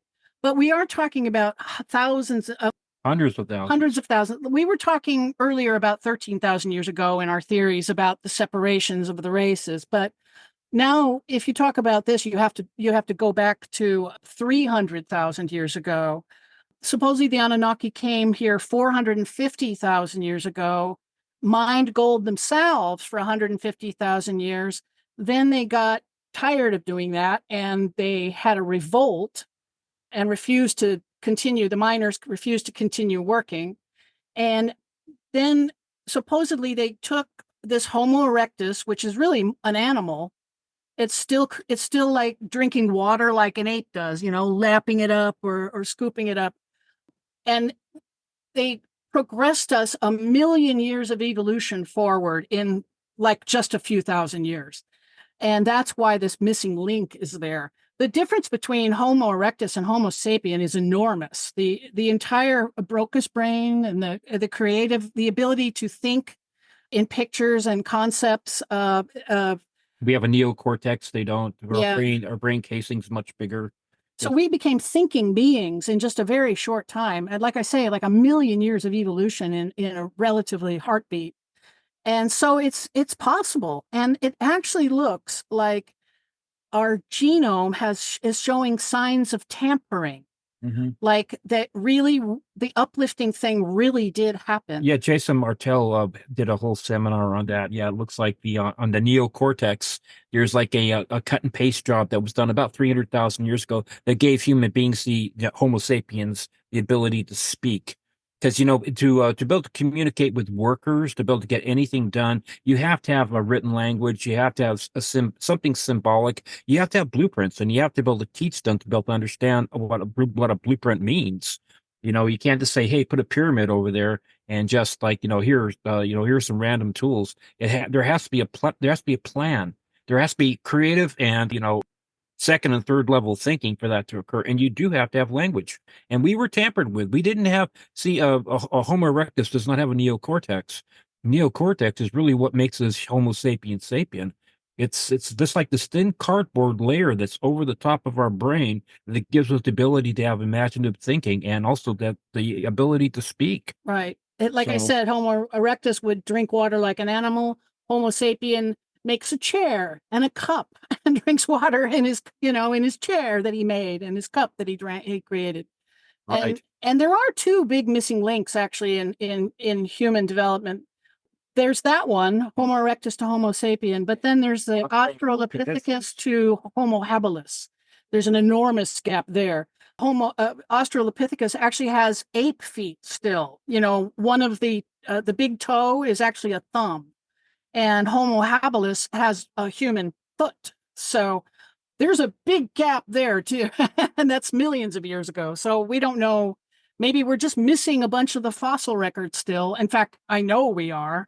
But I don't know if we were uplifted possibly twice. Right. So one of the things I find fascinating, I know, we're all soft people now, that we have air conditioning and heat and light and all these great things. And I go, oh yeah, that's for sure. Yeah. Yeah, I go, Soft. yeah, I go to Whole Foods and they have all my food. I'm not hunting. I'm not gathering. I don't have to get a beaver to hope my family eats for them. I get all that.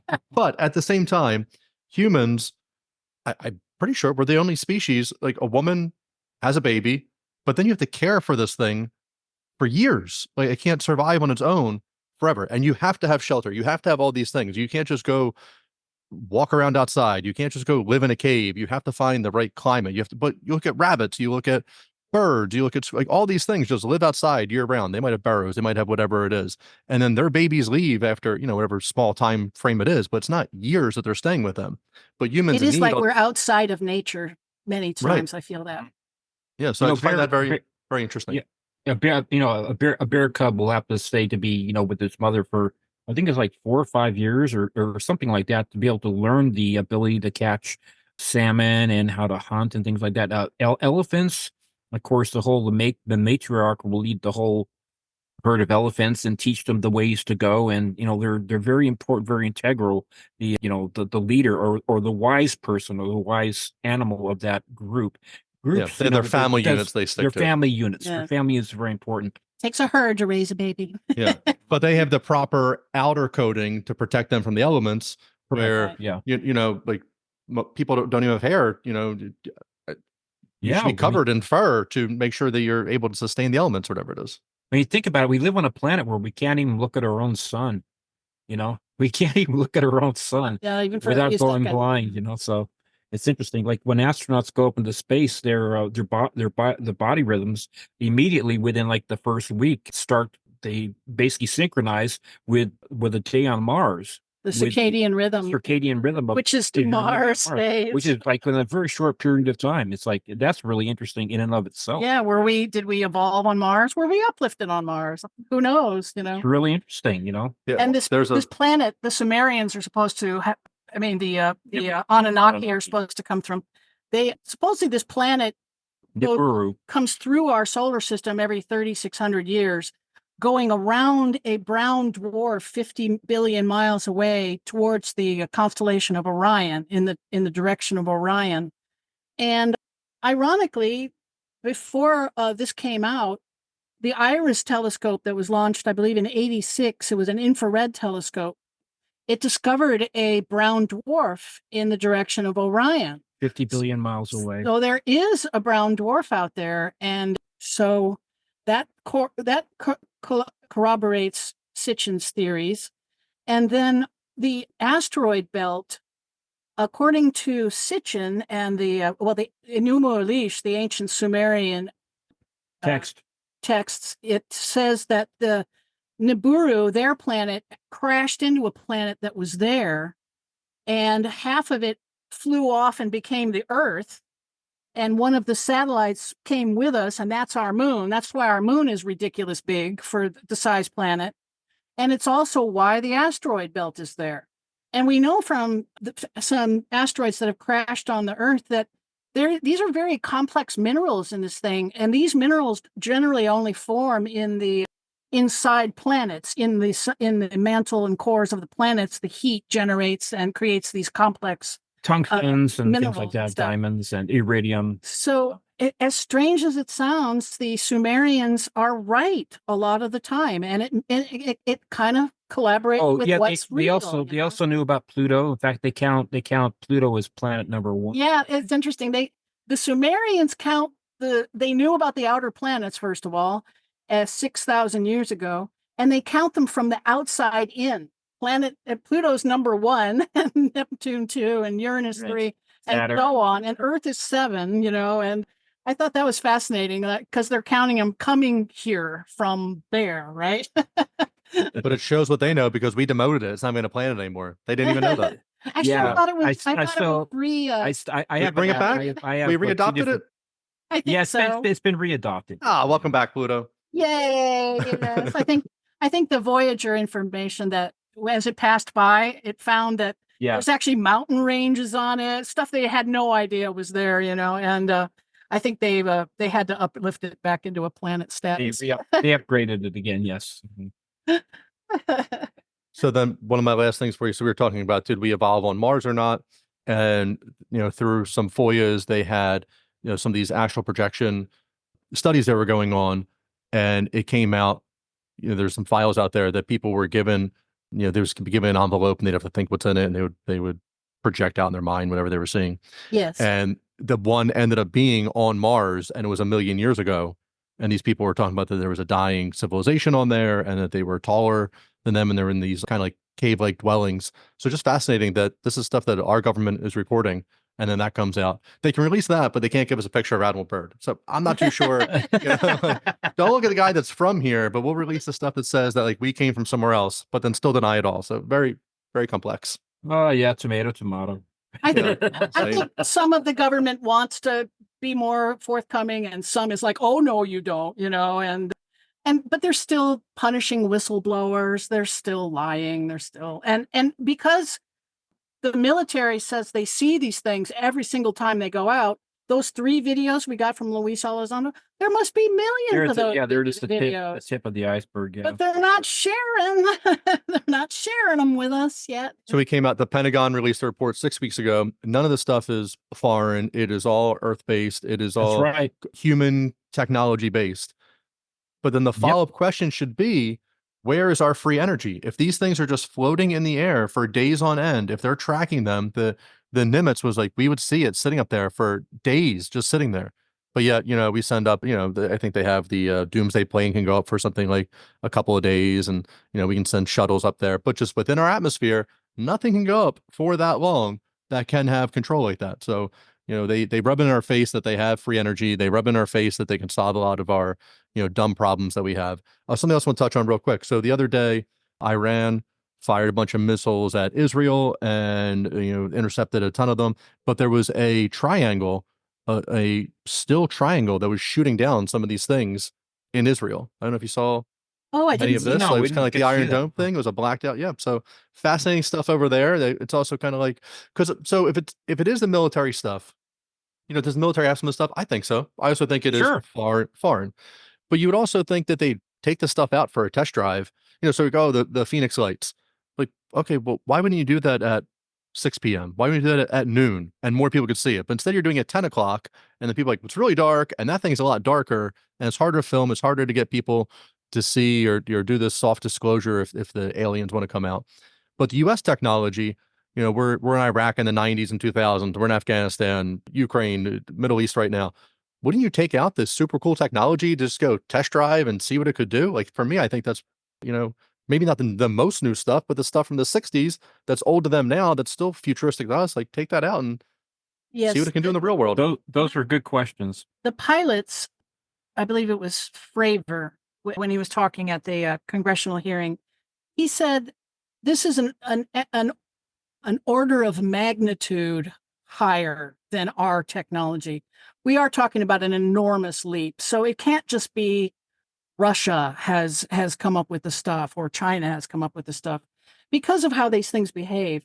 Our planes got close to it, and it laughed at them and instantly shot away 60 miles in a second. Yeah. At 3,200 miles an hour, like that was in 60 miles away. And it, the not the Nimitz, but the Princeton that was with the Nimitz. That's the one that was monitoring these things on radar. It saw a squadron of these Tic Tac things. Right, it was a squadron at 80,000 feet, and one of them just plummeted to right above the water in a second. And we just have nothing that can do this. This is definitely an order of magnitude beyond our science for sure. And just what I saw, the 20,000 miles an hour at full speed, instantaneously, this is not human technology. Or if it is, it's our cousins. We call them cousins more like they're not aliens, cousins, you know. Yeah, they're cousins. But if they are like us, they're enough like us to breed with us. That's one of the things I discovered too with our research was that I thought, oh, well, if they're making hybrids and they are aliens, they're probably doing something in a lab, making a genetic, thing, and then putting it in ladies. No, they're having sex with us. The aliens take the women, have sex with them, and get pregnant the good old fashioned way. So that to me right there proves that we are talking about close physical cousins. To be able to breed with us. And we know this from the Bible and the Enoch, the Watchers who came to Earth, 200 Watchers supposedly, and came here and had sex with our women and had children. And it's in the Bible too, where gods, have sex with, and the Greeks mythologies, it's just sex. Yeah, but like for instance, like here on the planet, like you'd have a tiger and a lion, they can mate, but they make either a tigon or a liger, depending if it's the male or the female is a tiger or a lion. But they're sterile. They cannot they're basically like a mule. They're sterile, and you'd think that they're close enough to where they could actually reproduce, and you make a new breed, right? But no, that's not the case. So these cousins of ours are that genetically the same, that where they can reproduce. They can reproduce with us. Yeah, I just find all of that fascinating. I want Grush. So it's amazing with Grush with his hearings too, that he comes out and he's like, oh, I can't talk about that because I have to submit all these questions through to get passed. And then like the things that he does say, and he's been on podcasts, he's been doing these interviews, and like what he is allowed to say is absolutely amazing. And that just concerns me. Like, is he the disinfo though? Like, he's still okay. He's being harassed. He's the whistleblower. Hey, there's like, I don't know that for sure. Like, it seems like making a pretty good living doing this, and you're like, oh, they harassed my family. I just can't tell you what it is, but like, I knew that they knew that I knew. Yeah, and that's like, okay, that's a little suspicious. But remember back in they are bringing charges. Remember back in the late '80s, the guy who worked at Area 52. Who came up with Bob Lazar, element 115, which we weren't aware of yet, but he said element 115 was the part of the secret to the power of the alien spacecraft. And sure enough, he was right about that. And it turns out they really tried to discredit Bob Lazar a lot in the beginning. They said, oh, he never worked here. He never went to MIT or whatever it was. Basically they erased him as far as being a real person, which is easy to do. If you have access, you can erase anybody if you want. But then Knapp researched it and discovered that he discovered paychecks and other evidence that he really was doing the work he was said he was doing. Right, the truth that he told, and being a whistleblower, it seems like that was much more painful, put through the ringer, ruined his career.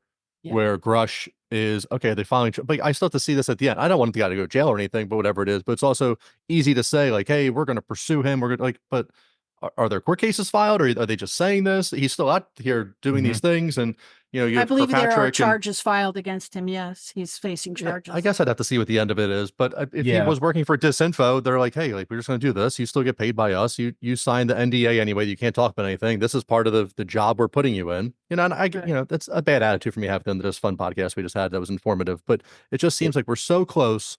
And then the Pentagon's like, you know what? Nope, never mind. We're going back 15 years ago. None of that's true anymore. Right? Yeah, because they are intraterrestrial, so they're lying by semantics. So that's my opinion, at least. Yeah.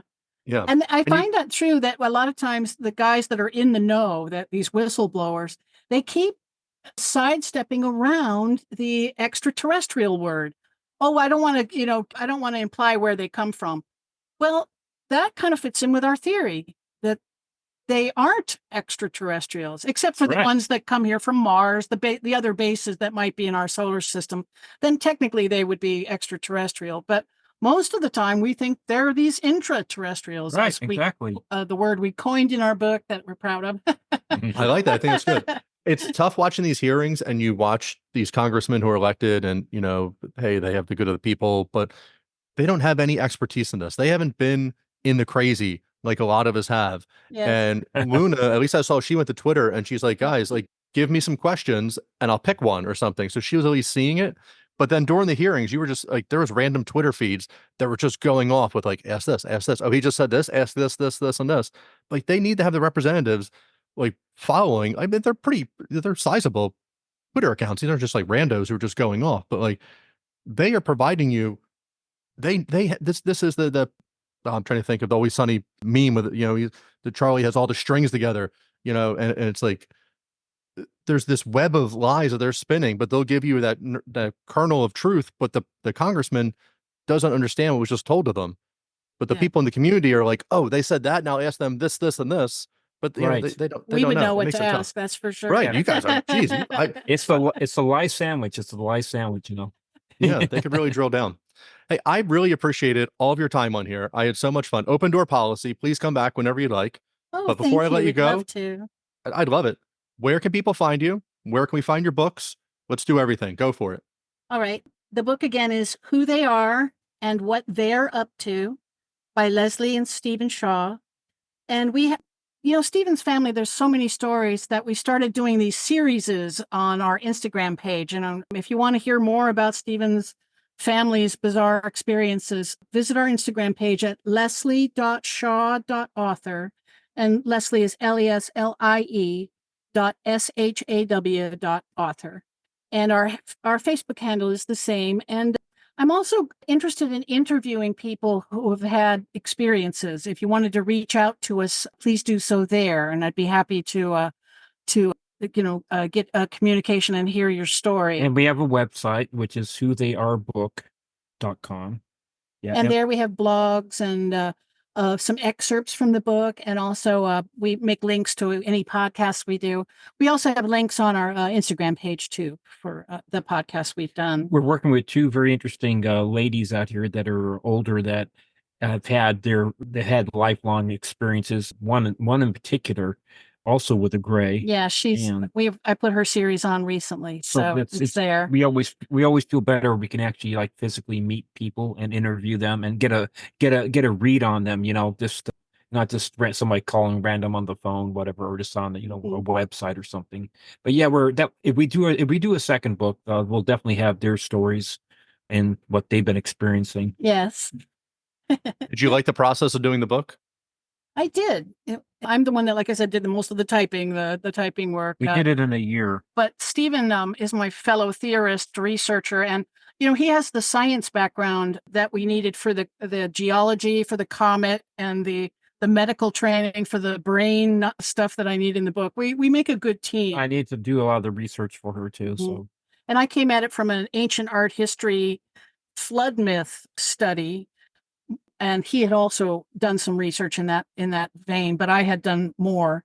And so, like I said, we were a good writing team. That's awesome. I hope if you enjoyed that much, I hope you have a second book, and I can't wait for it to come out. But I sincerely appreciate it. For having us. I will anytime. I will put all your links in the show notes. People, please follow them, give them a shout out, pick up their book. It was amazing. Thank you so much. You guys have a great night. Thank you. You too. Thank you very much. All right, I'll talk to you soon. Take care. Bye. All right, everyone, that was our show. Don't forget to leave a review on iTunes, Spotify, or wherever you stream your podcast. Like and follow the podcast on Facebook and Instagram to stay up to date in all things wild and weird. Check out the links in the show notes for more information on our guests. The biggest support you can offer is to tell everyone about the podcast. Until next time.